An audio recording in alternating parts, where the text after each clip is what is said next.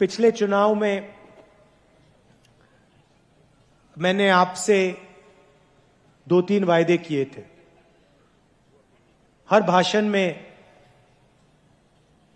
मैं कहता था कि हमारी सरकार आएगी तो 2-3 काम पक्के होंगे, गारंटी करके होंगे। सबसे बड़ा काम किसानों का कर्जा माफ। वो कोई छोटी बात नहीं थी। उस समय बीजेपी के सब नेताओं ने कहा था कि कांग्रेस पार्टी सच नहीं बोल रही है। हमने यह भी कहा था कि 2,500 रुपए प्रति क्विंटल किसान को धान के लिए रेट मिलेगा।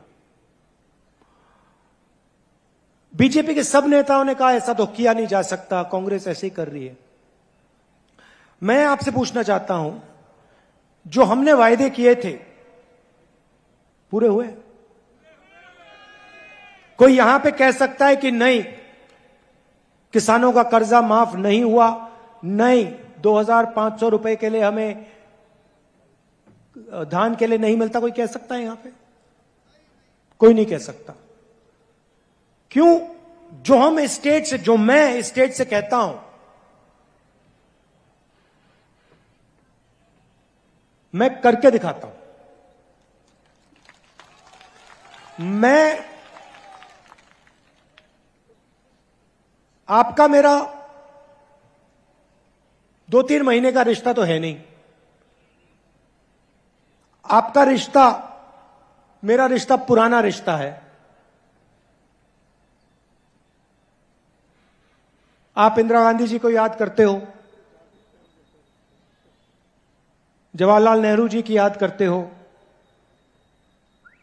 तो मेरा रिश्ता आपके साथ जो है वो गहरा रिश्ता है, पुराना रिश्ता है। मैं यहां आके आपसे झूठ नहीं बोलना चाहता।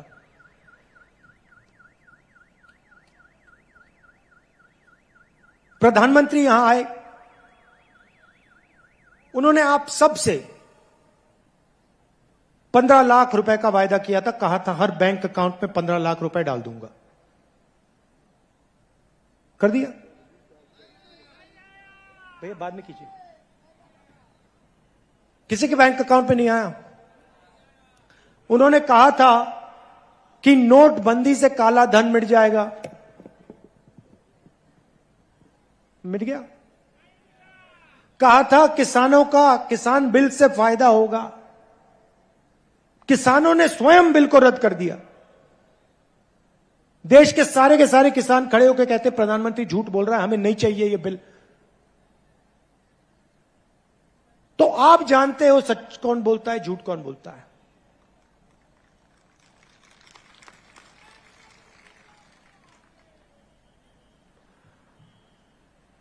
हम वहां नहीं रुके।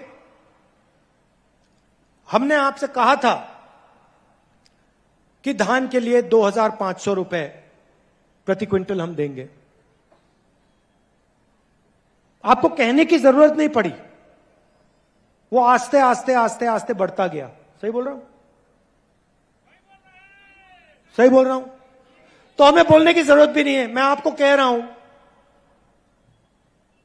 हमने अनाउंस किया है कि 3,200 रुपए प्रति क्विंटल मिलेगा। लिख लो, रख लो। 5 साल मैंने 2,500 कहा था, अब मैं कह रहा हूं 3,200 से शुरुआत होगी। शुरुआत मतलब 3,200 से शुरुआत होगी और उसके बाद यह बढ़ता जाएगा, बढ़ता जाएगा। जितनी जरूरत किसान को होगी,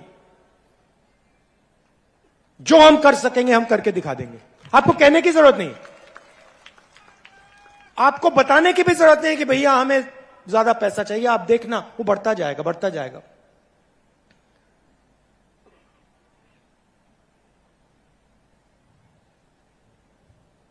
आदिवासियों के लिए बीजेपी के समय तेंदुपत्ता के लिए कितना पैसा मिलता था? एक बोरी के लिए कितना मिलता था? 2,500। कांग्रेस पार्टी के समय में कितना मिला आपको?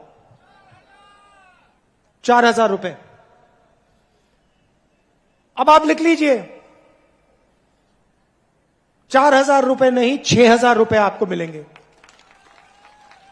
लिख के रख लीजिए आप। 4,000 रुपए का आपको हर साल बोनस मिलेगा।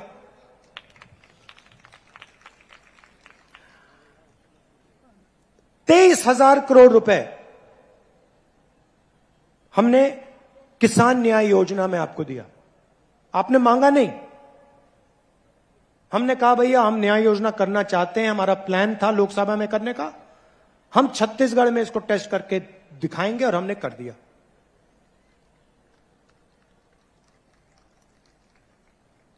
आप मुझे एक बात बताओ, जब बीजेपी की सरकार यहां थी, कर्जा माफ किया उन्होंने?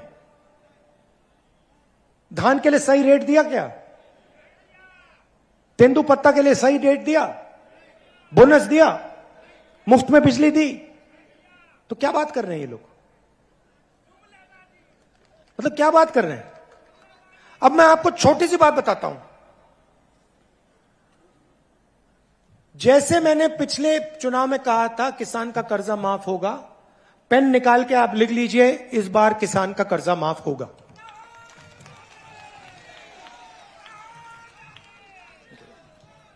किसान का कर्जा माफ होगा।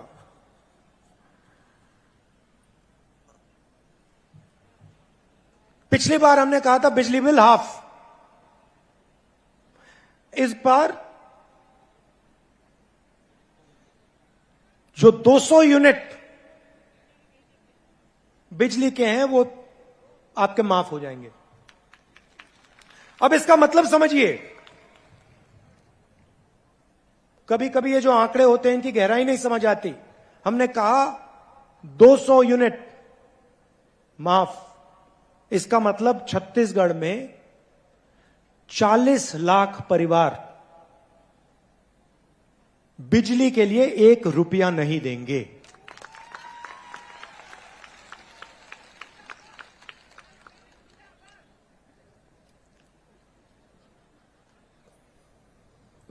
केजी टू पीजी आपने सुना है?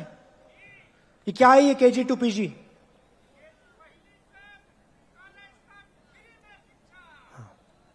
हिंदुस्तान का पहला स्टेट होगा जहां पे केजी से लेकर पीजी तक शिक्षा मुफ्त में मिलेगी।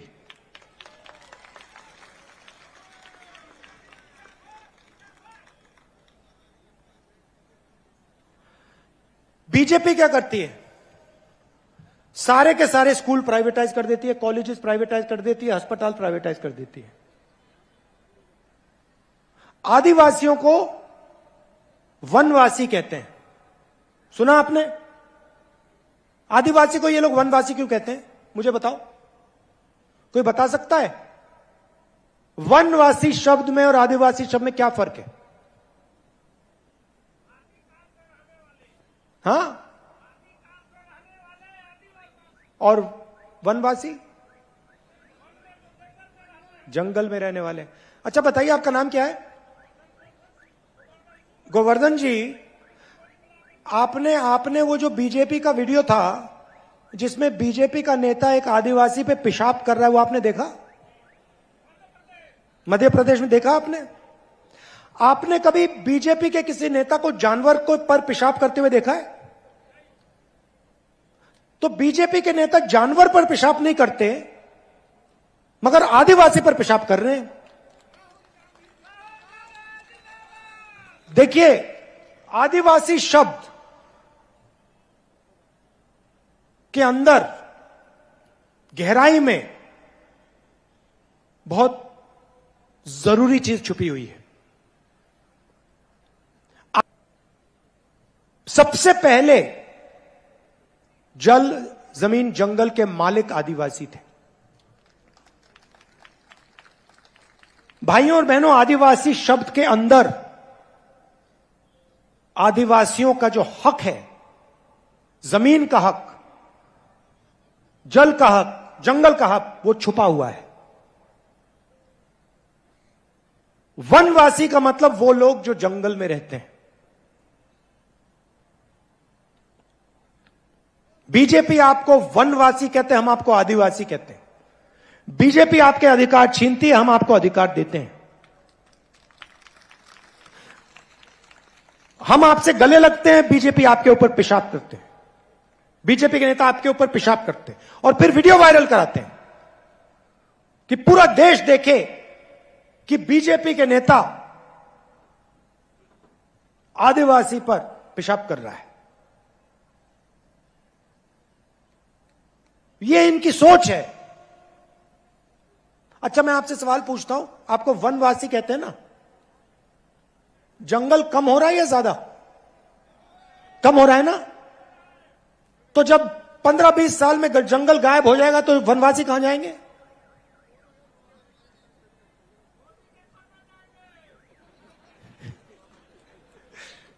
कहां जाएंगे? सड़कों पे भीख मांगेंगे।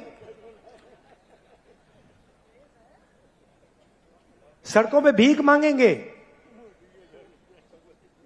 बीजेपी के नेता कहते हैं देखो, आदिवासियों को हिंदी सीखनी चाहिए, छत्तीसगढ़ी मत सीखिए, अंग्रेजी मत सीखिए। मगर आप किसी भी बीजेपी के नेता से पूछो कि भैया आपका जो बच्चा है वो इंग्लिश मीडियम में पढ़ता है, हिंदी मीडियम में पढ़ता है, तो आपको जवाब देंगे हमारा तो बेटा इंग्लिश मीडियम में पढ़ता है। अगर आपका बच्चा इंग्लिश मीडियम में पढ़ता है तो आदिवासी का बच्चा इंग्लिश मीडियम में क्यों नहीं पढ़ सकता? अगर आपका बच्चा सपना देख सकता है तो आदिवासियों का बच्चा, दलितों का बच्चा, पिछड़ों का सब बच्चा सपना क्यों नहीं देख सकता? उनमें क्या कमी है? इसलिए हमने पूरे स्टेट में English medium school, Swami Atmanand school का जाल बिछा दिया है और हम इसको बढ़ाते जाएंगे जब तक हर आदिवासी युवा अंग्रेजी में बात कर पाए। क्यों चाहते हैं मैं बता देता हूं आपको। छत्तीसगढ़ में रहना है, छत्तीसगढ़ में काम करना है, छत्तीसगढ़ी बोलिए।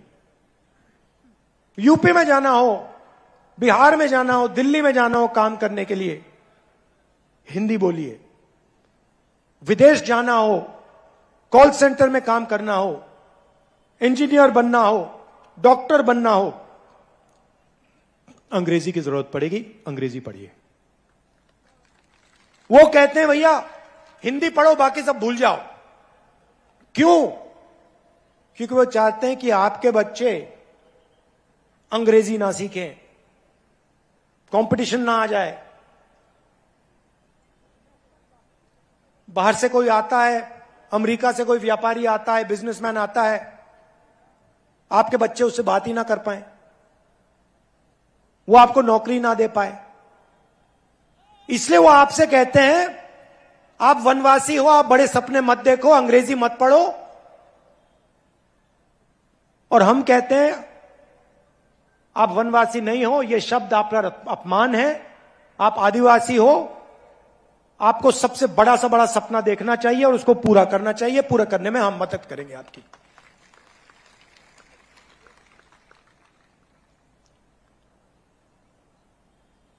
यहां पे पिछड़े वर्ग के लोग भी हैं। कुछ दिन पहले नरेंद्र मोदी जी ने बहुत अच्छी बात बोली, मैंने पहली बार सुनी है। हर भाषण में कहते हैं मैं ओबीसी हूं, हर भाषण में ओबीसी की बात करते हैं। और जब मैंने जाति जनगणना की बात शुरू करी, जब मैंने कहा कि जाति जनगणना होना चाहिए, कहते हैं हिंदुस्तान में कोई जाति नहीं है, हिंदुस्तान में सिर्फ एक जात है, गरीब, और कोई जाति नहीं। तो नरेंद्र मोदी जी, अगर हिंदुस्तान में एक ही जात है, उसका नाम गरीब है, तो आप अपने आप को ओबीसी क्यों कहते हो? और अगर एक जात गरीब है तो अमीर कौन है? अमीर में कोई जाति नहीं है, सिर्फ एक जात है हिंदुस्तान में, वो है गरीब। आपने चुनाव जीत लिया, रोज हवाई जहाज में उड़ते हो, करोड़ों रुपए के सूट पहनते हो, हर रोज नया सूट पहनते हैं मोदी जी। आपने कभी देखा है नरेंद्र मोदी जी को 2 बार एक कपड़ा पहनते हुए? कभी देखा आपने कि मोदी जी ने एक कपड़ा 2 दिन के लिए पहन लिया? कभी देखा? एक दिन में 3, 4, 5 कपड़े पहनते हैं मोदी जी। तो आपने चुनाव जीत लिया, करोड़ों के सूट पहन रहे हो, मगर जब ओबीसी को आपकी जरूरत पड़ी, ओबीसी युवाओं को आपकी जरूरत पड़ी जाति जनगणना कराने में, तो आप कहते हो एक ही जात है, गरीब, ओबीसी तो है ही नहीं।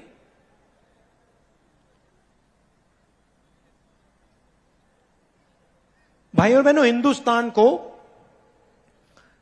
एमपी नहीं चलाते, हिंदुस्तान को 90 अफसर चलाते हैं।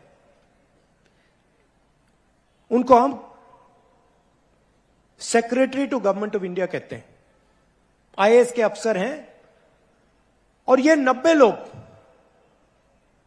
हिंदुस्तान का पूरा पैसा जो है उसको बांटते हैं। मनरेगा में कितना जाएगा, सेना को कितना मिलेगा, सड़क बनाने में कितना पैसा जाएगा, अस्पतालों में कितना जाएगा, शिक्षा में कितना जाएगा, ये सारे के सारे निर्णय ये 90 लोग लेते हैं। पार्लियामेंट हाउस में मैंने एक आंकड़ा रखा, मैंने कहा कि देखिए 90 लोग में से ओबीसी कितने हैं? भाइयों और बहनों, इन 90 लोगों में से ये कितने हैं भाई? तो उठा के दिखाओ, तो खड़े होकर दिखाओ, ये देखो 90 में से 3। मोदी जी ओबीसी की बात करते हैं, 24 घंटा ओबीसी की बात करते हैं, जब मदद करने का समय आता है कहते भैया ओबीसी जाति नहीं है। और जो अफसर 90 अफसर इस देश को चलाते हैं, बजट का हर पैसा बांटते हैं, उसमें से 3 ओबीसी के हैं। अच्छा भैया, आपने पहला सवाल का जवाब दे दिया, दूसरे सवाल का जवाब दीजिए।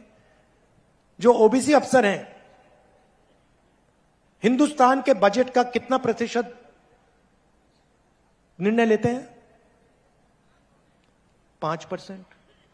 मतलब 90 में से 3 ओबीसी। और अगर हिंदुस्तान के बजट में 100 रुपए खर्च होते हैं तो 5 रुपए का निर्णय ओबीसी जात के लोग लेते हैं। अच्छा, आदिवासियों की बात करते हैं। बजट में से अगर 100 रुपए का निर्णय लिया जाता है तो आदिवासी कितना निर्णय लेते हैं? कितना? 0.01। मतलब आदिवासी अफसर 100 रुपए में से 10 रुपए का निर्णय लेते हैं, ना 10 पैसे का निर्णय लेते हैं, सॉरी। अब सवाल यह है कि हिंदुस्तान में क्या ओबीसी की आबादी 5% है? आदिवासी की आबादी 0.1% है क्या? बिल्कुल नहीं। पूरा देश जानता है कि ओबीसी की आबादी कुछ भी होगी, 5% तो नहीं है। और पूरा देश जानता है कि आदिवासी की आबादी कुछ भी होगी, मगर 0.1% तो नहीं है। मैं आपसे क्यों कह रहा हूं? क्योंकि देश को चलाने में आदिवासी, दलित,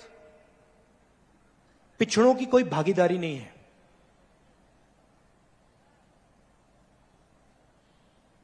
क्योंकि 90 अफसरों में से कोई नहीं है। अगर आप मुझे कहते कि भैया देखो 90 अफसर हैं, उसमें से 50% ओबीसी हैं, तो मैं कहूंगा हां भैया, बजट का 50% ये लोग खर्च कर रहे हैं तो भागीदारी है। अगर आप मुझे कहते देखिए 15% बजट का आदिवासी लोग निर्णय ले रहे हैं, तो मैं कहता हां भैया भागीदारी है। इसलिए मैं चाहता हूं, और ये ओबीसी के जो युवा हैं, आदिवासी युवा हैं, आप इस बात को उठाइए, ये आपके भविष्य की बात है। इसलिए मैं चाहता हूं कि जाति जनगणना हो, सबको पता लग जाएगा कि देश में आदिवासी कितने हैं, दलित कितने हैं, पिछड़े कितने हैं, जनरल कितने हैं, सबको पता लग जाएगा। एक बार सबके आंकड़े हमारे सामने आ जाएंगे, सामने होंगे, तो हम कहेंगे ठीक है भैया, अब अगर 50% आबादी है तो भागीदारी होनी चाहिए। 90 में से 3 अफसर काम होने वाला नहीं है, इसको हमें बदलना पड़ेगा। अब नरेंद्र मोदी के पास जाति जनगणना के आंकड़े पड़े हुए हैं, वो 1 सेकंड में पब्लिक को दिखा सकते हैं। हमने किया था जाति जनगणना, हमने करा जब हमारी यूपीए की सरकार थी, तो सारे आंकड़े सरकार के पास है। अब हम नरेंद्र मोदी जी से कह रहे हैं भैया इनको रिलीज करिए, छत्तीसगढ़ के ओबीसी युवाओं को बता दीजिए ओबीसी की कितनी आबादी, आदिवासियों को, दलितों को बता दीजिए भैया आपकी इतनी भागीदारी होनी चाहिए। नरेंद्र मोदी नहीं बोल रहे, अब कह रहे भैया ओबीसी की तो कोई जाति नहीं होती, दलित आदिवासी तो जाति नहीं है, जात तो हिंदुस्तान में सिर्फ गरीब है। तो यहां जो ओबीसी युवा हैं, अगली बार मोदी जी आएंगे, आप उनसे पूछना मोदी जी पहले आप कहते थे आप ओबीसी हो, अब आप कहते हो हिंदुस्तान में सिर्फ गरीब जात होती है। आप जाति जनगणना प्लीज कर दो,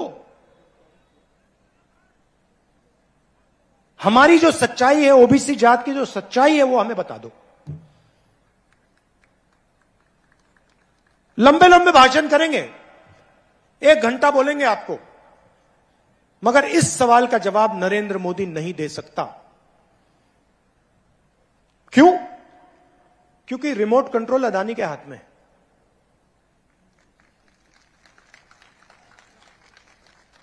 सरकार को अदानी चला रहा है, नरेंद्र मोदी का चेहरा दिखाते हैं। देखो हंस रहे हैं ये, देखो मुस्कुरा रहे हैं। क्या नाम है आपका भैया? नहीं, मीडिया वाले जो हैं जो मुस्कुरा रहे हैं, क्या नाम है आपका? मुस्कुराहट चली गई, डर गए। तो 24 घंटा ये दिखाते हैं मोदी जी, मोदी जी, मोदी जी, मोदी जी। क्यों? क्योंकि अदानी जी इनको कहते हैं भैया दिखाओ सौदा क्या है। मोदी जी की मार्केटिंग ये करते हैं, और आपका जल, आपका जंगल, आपकी जमीन मोदी जी अदानी जी को दे देते हैं। सही बात है, सच्चाई है, पूरा देश जानता है। तो मैंने आपको शुरुआत में कहा देखो भैया जो मैं कह देता हूं मैं कर देता हूं। यहां पे मैंने कहा था 2500 रुपए धान के लिए मिलेगा, मिल गया। मैं आपको यहां कह रहा हूं कि छत्तीसगढ़ में जैसे ही हमारी सरकार आएगी ना, जात का सेंसस हम वहीं उसी दिन शुरू कर देंगे। और दिल्ली में मोदी जी करें ना करें, हर आदिवासी युवा को यह समझ आना चाहिए, आपके भविष्य की बात है, आपके भागीदारी की बात है। मोदी जी करें ना करें मैं नहीं जानता, दिल्ली में कांग्रेस पार्टी की, इंडिया की सरकार आएगी, पहला काम जाति जनगणना हो जाएगा, खत्म हो जाएगा। और जो आंकड़े हैं उनको हम रिलीज करके आपके सामने रख देंगे। और एक नई कहानी ओबीसी युवाओं के लिए, आदिवासी दलित युवाओं के लिए एक नई कहानी शुरू होगी। आज आप लोग नरेंद्र मोदी की जो पॉलिसीज है, नोटबंदी, जीएसटी, इसने जो हमारी रीढ़ की हड्डी है, हिंदुस्तान की रीढ़ की हड्डी को तोड़ दिया है।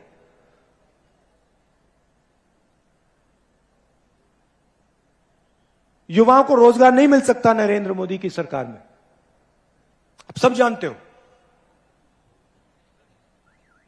तो रोजगार देने का पहला कदम जाति जनगणना, किसके पास कितना धन है,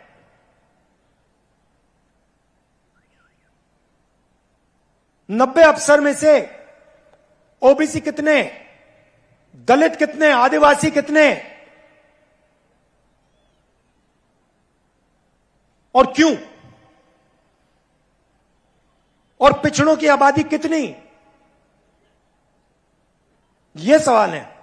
और इन सवाल के जवाब कांग्रेस पार्टी और मैं आपको दिलवा देंगे। आप सबका बहुत बहुत धन्यवाद। देखिए, बीजेपी आपसे, आपके पास आती है, झूठे वायदे कर जाती है, आपका पूरा का पूरा पैसा अदानी जी के यहां चला जाता है, आपकी जमीन जंगल जन झील छीन के वो ले जाते हैं, पैसा अमेरिका चला जाता है। हम आपकी पॉकेट में पैसा डालते हैं, किसान की पॉकेट में पैसा डालते हैं, मजदूर के पॉकेट में पैसा डालते हैं। वो भूल गया मैं, 7,000 रुपए मिलता है ना मजदूर को, 10,000 मिलेगा। गैस वाला भी बता देते हैं, 500 रुपए की सब्सिडी मिलेगी गैस सिलेंडर पर। अब हम चाहते हैं, देखिए सिंपल तरीके से मैं समझा देता हूं, हम चाहते हैं कि पैसा गरीब किसान, मजदूर, बेरोजगार युवा, इनके जेब में जाए और ये इस पैसे को गांव में, शहरों में खर्च करें और पूरी छत्तीसगढ़ की, गांव की, शहरों की अर्थव्यवस्था आगे बढ़े। वो चाहते हैं कि पूरा का पूरा पैसा अदानी जी के जेब में चले जाए। अदानी जी पैसा कहां खर्च करते हैं? अदानी जी क्या यहां पे मतलब गांव में पैसा खर्च करते हैं? नहीं, वो कर ही नहीं सकता। किसान यहां पे खर्च करेगा। हम किसान के जेब में पैसा डाल रहे हैं, मजदूर के जेब में पैसा डाल रहे हैं। किसान छोटे दुकानदार के यहां जाके माल खरीद रहा है, छोटे दुकानदार के जेब में पैसा जा रहा है। तो पूरे जो आर्थिक सिस्टम है छत्तीसगढ़ का, वो चल रहा है। जैसे ही बीजेपी की सरकार आती है, वैसे ये किसानों का पैसा बंद कर देते हैं, मजदूरों का पैसा बंद कर देते हैं, जमीन छीनने लग जाते हैं और पूरा का पूरा फायदा अदानी जी को पहुंचाना शुरू कर देते हैं। तो निर्णय आपका है। मैं जानता हूं कि छत्तीसगढ़ में भारी बहुमत से कांग्रेस पार्टी आने वाली है। जो मैंने यहां कहा वो मैं आपके लिए पूरा करके दिखा दूंगा। धन्यवाद। जय हिंद।